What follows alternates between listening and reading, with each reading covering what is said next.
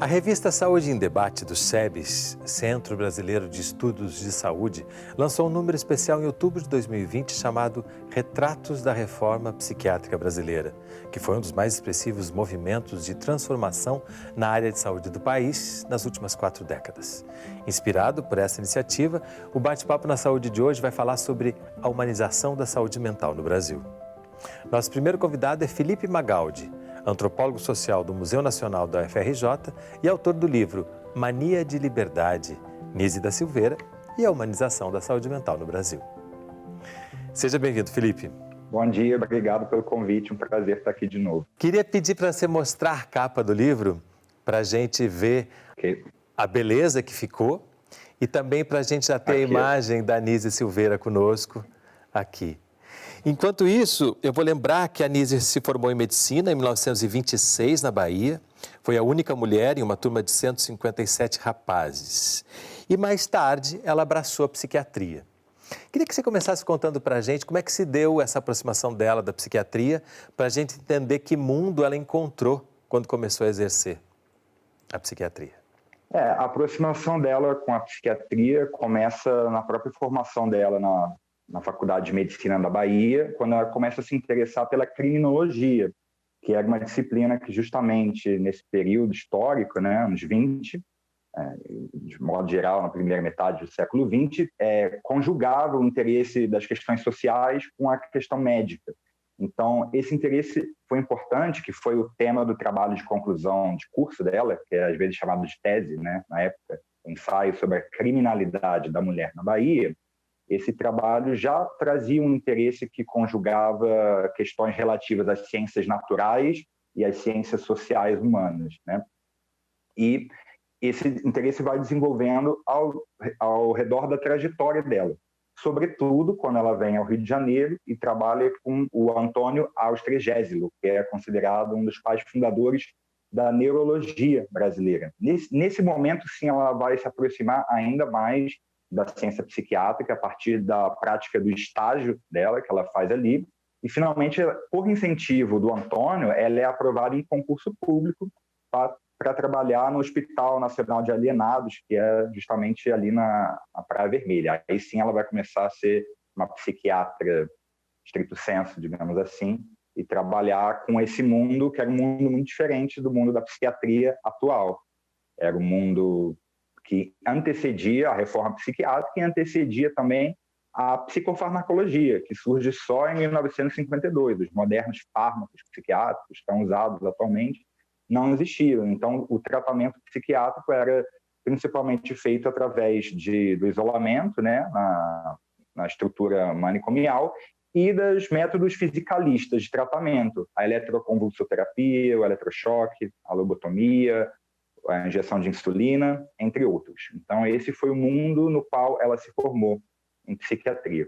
Uma coisa que detonou nela um pensamento que eu acho que acabou sendo a base de toda a proposta dela de humanização foi o fato de, quando ela foi presa, ela percebeu uma semelhança entre essas duas instituições, prisão e hospício? Sim, ela é presa às vésperas do Estado Novo e depois ela escreve sobre isso, como a estrutura carcerária e os métodos que eram aplicados de correção moral no presídio, que era a tortura, no caso, né, eram muito parecidos com métodos que ela encontraria posteriormente quando ela volta ao serviço público no Engenho de Dentro, no ano de 1944. Então, é possível dizer que ela percebeu essa homologia, que seria depois percebida também por outros autores das ciências sociais, que trabalharam com o conceito de instituição total, como Irving Goffman, ou a questão da disciplina, do Vidyagpurnir, né, Foucault. Essas instituições vão ser aproximadas de uma forma teórica. Ela viu na prática isso, né? Então, isso foi muito importante para ela reagir e se dirigir a um tipo de tratamento baseado na humanização da saúde mental. Aí o título do meu trabalho, né? E mania de liberdade também, né? Que é bem importante, que é uma frase que ela falava, né? A partir dessa experiência. E também um pensamento de libertar esses pacientes, clientes, como ela chamava, né? De uma estrutura ainda mais opressora e que acabava não trazendo nenhum benefício em termos de saúde mental, né? Como é que a gente pode falar agora dessa virada que ela dá a partir da própria experiência, né? Ela foi aprendendo com a própria experiência que um outro caminho, o caminho da humanização, podia ser muito mais benéfico não só para as pessoas, como para a sociedade em geral, né? É importante destacar que ela passou por uma situação limite, né? Ao ser presa, ao ficar muitos anos em exílio, em clandestinidade, no interior do país. Então, ela teve a carreira interrompida. Então, e quando ela conhece as vidas torturadas dessas pessoas internadas nos hospitais psiquiátricos, ela vê pessoas que também tiveram a vida interrompida, né? Então, a ideia, a partir do encontro dela com uma série de atores sociais, inclusive do campo das artes, inclusive que eram funcionários do Hospital Psiquiátrico do Engenho de Dentro, como Almir Mavinier, o artista, com o qual ela forma o ateliê de pintura, a partir disso ela vai tentar produzir um tipo de trabalho que possa reestruturar a vida dessas pessoas que passaram por uma situação limite, que também é a questão psiquiátrica, a internação psiquiátrica, o surto psicótico, etc. E aí ela entra com uma outra proposta, que é uma proposta que, a partir da arte, visa resgatar essa humanidade perdida, digamos, né? Porque vida interrompida é muito forte, né? É um termo que eu acho que ilustra bastante o que acontecia. Exato. E a arte era uma forma de comunicar, que ela dizia que eram atividades expressivas, né? Mas que a arte era uma forma de se comunicar com o mundo interno dessas pessoas, mas também fazer com que as figuras plasmadas desse mundo interno pudessem circular no mundo, ser expostas no museu, por exemplo, que ela fundou, Museu de Imagem Inconsciente, e mostrar que nesses corpos que nem sempre eram reconhecidos como humanos, havia sim pessoas humanas com história, com uma trajetória, com subjetividade. Então, esse foi o gesto de humanização através das atividades expressivas, que também era uma crítica aos gestos de humanização pré-existentes, que se baseavam muito de uma maneira logocêntrica, né? Na palavra. Ela vai escolher a imagem como meio privilegiado de expressão dessas formas do inconsciente. Então, isso daí vem a singularidade do trabalho dela, né? Hoje a gente consegue olhar para o trabalho dela e das pessoas com quem ela trabalhou e reconhecer a importância disso. Mas durante, não foi tão simples assim, né? Não foi uma trajetória isenta de pessoas e de formas de tentar paralisá-la ou calá-la, né? Sim, porque por variados motivos, né? Um deles é o que eu já falei dos marcadores sociais que atravessam a própria figura dela, uma ex-presa política, que participou do comunismo, uma mulher nordestina, imigrante. Isso dificultou o reconhecimento do trabalho dela, mas também questões inerentes à própria ciência, né? O fato de atividades expressivas serem vistas como um mero complemento ou só como um passatempo e não como uma ciência de verdade, né?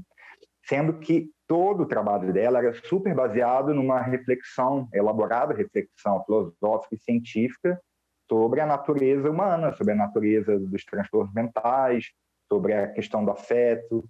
Então, nesse trabalho eu trato de mostrar também esse lado científico de Inês da Silveira, que, claro, não era essa ciência hegemônica, cartesiana, mas sim uma ciência muito próxima dos saberes românticos, uma ciência próxima das artes e uma ciência criativa, impura, marginal, porém relevante e potente para fornecer elementos para essa humanização, porque só com os elementos da ciência tradicional não se pode humanizar, infelizmente.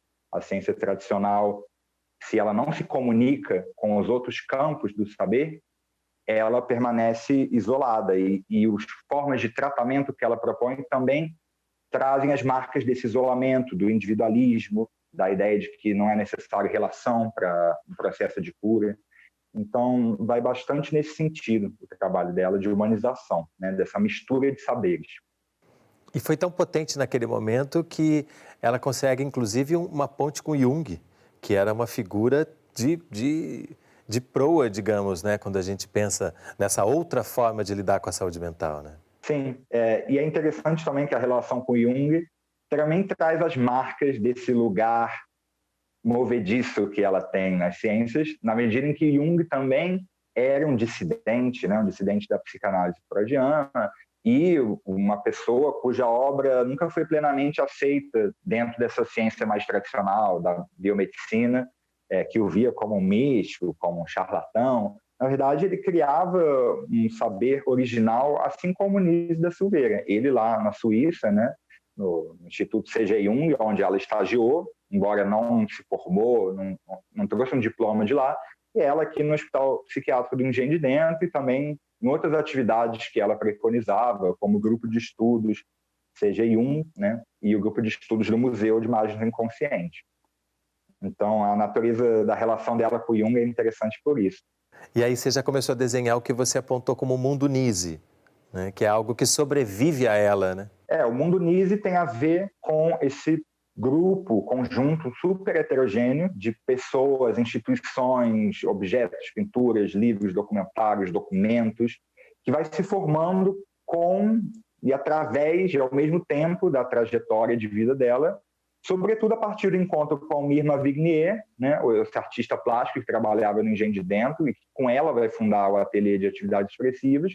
Posteriormente, justamente a partir do encontro com Jung, em que a psicologia analítica vai começar a predominar nas análises do método de trabalho e atrair pessoas também dentro de um boom da psicanálise no Brasil e de uma progressiva psicologização das grandes cidades no Brasil, Rio de Janeiro, no caso, e a partir disso isso vai se desdobrando. Então, a relação com a arte, por um lado, e a relação com a psicologia, por outro, são as bases do mundo Nise. Embora eu disse aqui por um lado e por outro, e é verdade, mas não se trata de um contraste excludente. São formas diferentes de tratar, uma preocupada com a estética, a outra preocupada com a terapêutica.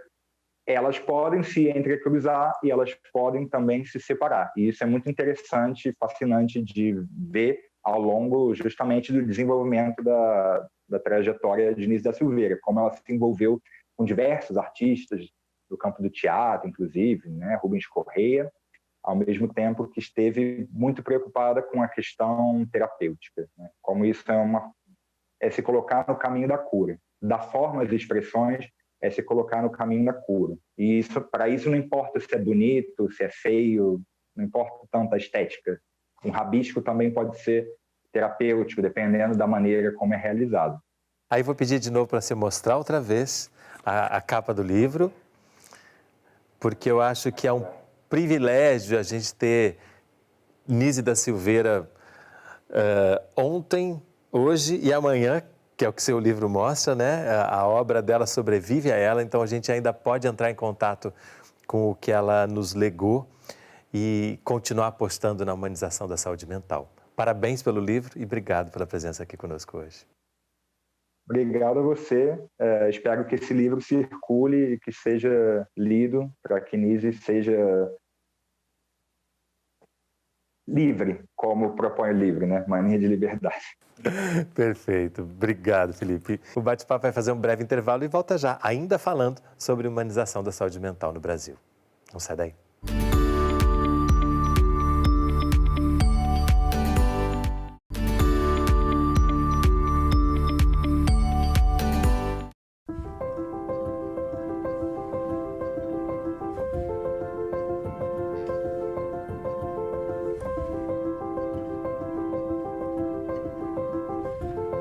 O Bate-Papo na Saúde está de volta, falando sobre humanização da saúde mental no Brasil. Nesse bloco, nosso convidado é Júlio César Nicodemos, psicólogo e doutor em psicanálise, supervisor do CAPS-AD Alameda e da equipe de redução de danos em Niterói. Seja bem-vindo, Júlio. Obrigado. Queria começar perguntando para você, a gente acabou de ouvir falar sobre a vida, a trajetória e a obra da Nise da Silveira, que é uma precursora, ela fez tudo isso antes da reforma psiquiátrica, né? Você que está no dia a dia, como é que você vê a importância da reforma psiquiátrica no Brasil, tendo em vista, né, as violências, os horrores que se cometiam antes com as pessoas que passavam por questões de saúde mental? Bom, então, acho importante dar esse destaque que você falou, né? da Anísia da Silveira como uma precursora, porque, de fato, né, nós temos uma reforma psiquiátrica muito inspirada na reforma psiquiátrica italiana, com Franco Basaglia, que, na verdade, buscava um outro entendimento de sociedade, não só de tratamento, né? Acho que isso é importante dizer. Ele trazia para o campo da psiquiatria e da saúde mental uma inspiração de fato democrática, que uma sociedade deveria acolher a loucura da forma que ela for, né? Mas isso, a Anísia trazia isso também na sua prática, né? E acho importante dizer da Anísia, que a Anísia ela tem uma formação psicanalítica também, mas é importante dizer que o Freud, né, assim, ele também tinha uma certa intenção de democratizar a psicanálise e fazer com que houvesse acesso de tratamento às populações, né? Ele saiu há pouco tempo um livro da Elizabeth Danto, que é uma psicanalista, e o nome do livro é As Clínicas Públicas de Freud, e mostra todo o movimento psicanalítico já visando um pouco a popularização da psicanálise, dos tratamentos, e não a reclusão nos manicômios, né? Como era a prática comum, né? Porque o manicômio, na verdade, ele é um lugar onde se coloca os restos das cidades, né? No mundo inteiro. Então não era só o louco que ia para lá. Era a mulher considerada adúltera, era as travestis, eram as pessoas, sim, com algum transtorno mental, mas também pessoas que tinham estilos de vida diferentes, boêmios, consequentemente os usuários de droga, né? Então o manicômio ele foi o lugar da segregação na cidade, como se fosse possível uma cidade sem restos, né? E eu sempre falo isso para os meus alunos, né, e tudo mais, que se a gente chega numa cidade e não tem população de rua, e não tem louco, e não tem usuário de droga, e não tem os guetos, essa cidade vive sérios problemas, assim, porque a vida da cidade faz parte disso também, né, assim. Então, o que a Anísia traz, né, o que a reforma psiquiátrica traz, é um pouco fazer com que a cidade possa ser um lugar de circulação da diferença, né? E você usou uma palavra que eu acho que... Eu acho que você usou, desculpa te interromper, mas você usou uma palavra que eu acho que é fundamental quando a gente fala, quando você coloca, né, a importância de uma cidade diversa, plural, que é acolhimento, né? Eu acho que talvez seja esse o nossa principal forma de nos relacionar com essas pessoas que são consideradas, né, desviantes. Sim, e aí os equipamentos inventados, né, na reforma psiquiátrica, eles têm essa proposta, né? Por exemplo, os centros de atenção psicossocial, os CAPS, e existem várias modalidades de CAPS, infanto-juvenil, para usuários de droga, para pessoas em sofrimento psíquico de uma forma geral, eles têm essa ideia de serem pontos de acolhimento, né? Mas não só eles, né? Porque existem ainda outros dispositivos também que são para populações que não conseguem nem chegar nesses equipamentos. Por exemplo, os consultórios na rua, né, que são equipamentos que tendem a servir a população não só como um cuidado em saúde. Infelizmente, às vezes, os profissionais são, digamos assim, pouco advertidos disso, mas isso precisa ser dito nas formações. Que esses equipamentos não são só para levar saúde, mas para levar cidadania, cultura, acesso a N tipos de cuidado, né? Porque todo mundo que lê o SUS, né, vai entender que o SUS ele não se esgota na saúde, apesar de ele estar na saúde, né? Quando a gente fala de cidadania, a gente está falando de coisas que transbordam o SUS. Atenção psicossocial, essa expressão ela é meio coringa nesse sentido, porque ela transborda o próprio setor da saúde. Eu preciso levar a atenção psicossocial para a favela, para os abrigos, para o conselho tutelar, né? Então, a proposta desses equipamentos é um pouco essa, a produção de acesso, como prevê o SUS, mas para além da saúde, né? Então, isso é um desafio. O consultório na rua, digamos assim, é o que se propõe mais arrojado nesse sentido, porque ele vai ao encontro das pessoas, né? E os CAPS também têm ações de ir ao encontro das pessoas. Então, um CAPS vivo, né? Um CAPS que funciona de fato dentro dessa proposta da reforma, ele ocupa a cidade, né? Ele leva a loucura para a cidade, não para estigmatizá-la, mas para ressignificá-la aos olhos da cidade, né? Que louco também produz música, trabalha, também sofre por términos de namoro, não só pelas vozes, né? Então, tentar trazer essa dimensão. E é bonito isso, né, quando você coloca dessa forma, porque é uma sociedade que se entende plural e se aceita como é, né, sem deixar de cuidar daquilo que precisa ser cuidado. E aí eu queria ouvir você a partir da prática e também de como você convive com essas pessoas. Como é que você percebe justamente essa cidade, né? Essa, muitas vezes, preconceito, dificuldade. Como é que essa cidade, com esse tempo de reforma psiquiátrica que a gente já tem, veio se transformando nesse olhar sobre a loucura? Então, eu estou há 15 anos nesse campo, né? Assim, eu posso dizer que não dá para descontextualizar historicamente tudo isso, né? Eu posso dizer que eu vivi a universidade no auge da reforma, né? Quando se implantou a Lei de 10.216, as portarias dos CAPs. Então, eu estava muito presente, a gente estava ali num certo entusiasmo. Eu fiz a minha residência logo depois que eu me formei, meados dos anos 2000, e foi um momento muito lindo, assim, porque era um momento de formação clínica, né? Que para mim isso é muito importante, eu sou psicanalista, mas também de uma clínica que interfere na política da cidade, né? Então, por exemplo, tá com os usuários dentro do hospital psiquiátrico, do hospício, né? E permitir que esse cara consiga chegar a um CAPS, que a gente chama de desinstitucionalização. Um cara que está muito tempo internado e é experimentando a cidade que ele consegue se tratar, criar um lugar para ele no mundo. Não sem a minha presença, mas não só pela minha presença. Então, por exemplo, ir na praia com os internos. Né? Vamos à praia. Mas como é que é isso, a praia, com o pessoal que está internado? É assim, essas pessoas precisam viver a cidade. Como é que elas vão experimentar a cidade, circular normalmente, se elas estão confinadas? Né? Então, essa ideia de poder trazer para fora, né? De fazer com que elas cheguem ao CAPS. Né? E tinha um usuário que eu achava ele sensacional, porque quando eu cheguei na enfermaria, ele não chegava na porta. Né? Ele dizia dos vermes que comiam ele por dentro, né? E foi muito importante eu estar com ele, né, nisso de chegar até a porta do hospital, chegar até o outro lado da rua do hospital, pegar um ônibus e até a metade do caminho, com toda a loucura ali dos vermes que comiam ele por dentro, e tinha coisas que ele não podia comer, porque sustentava verme e tudo mais. Né? Assim, isso para mim era muito importante, assim, de estar do lado dele e ver como que ele avançava cada vez.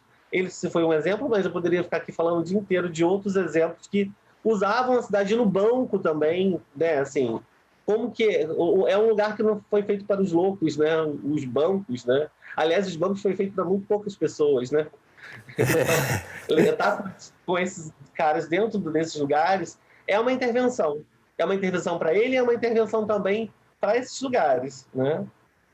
E é bonito isso que você conta, porque você conta também de como que é importante obedecer, ou entender, ou acompanhar, ou acolher o processo de cada um, que pode ser mais lento, pode ser mais rápido.